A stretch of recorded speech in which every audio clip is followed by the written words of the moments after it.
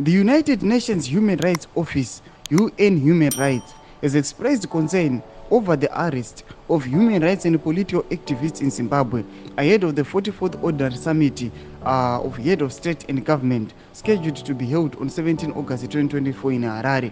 Panapata kuona kuti UN yapindira ichiti tikutoda immediate release yevakomana vese political prisoners vari kubatwa ahead of this summit zvichinzi negovernment yaED Mnangagwa toda kuti varege kukanganisa chairmanship hwedu. Sana menda mashoko anobuda choko pana munobva subscribe like what on the bell kuti chipina mwenga mchinzi. In a statement, the UN Human Rights Office is called for the release of all human rights defenders and political activists currently in detention.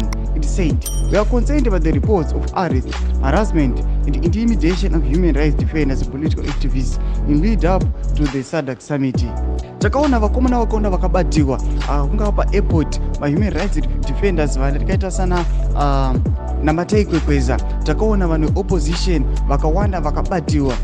Tichiona vamwe vachiabductiwa, vamwe vachitochewa, vamwe vachikolewa kuma-interviews, vamwe vachiharasiwa nekuda kwethis regime, nokuda kwokuti vari kungoda chete kuti vakwanise kungowana uchairmanship hwavo huri very corrupt. Vada kungowana zvongodzi zvejingirisi zvekujingirisa kuti vanongoita zvegambling kuti panapa tavhara apa tavhura todai tapinda uchairmanship vochizongoti kana SADC yakaenda vanhu vaya voburitsiwa. Ndo strategy iri kuonekwa panapa. UN yavati we want immediate release yevakomana ava. Tiudzei mafungiro enyu muri kudii pamusoro pechitiko ichi. Muna comment section medu, musano subscribe like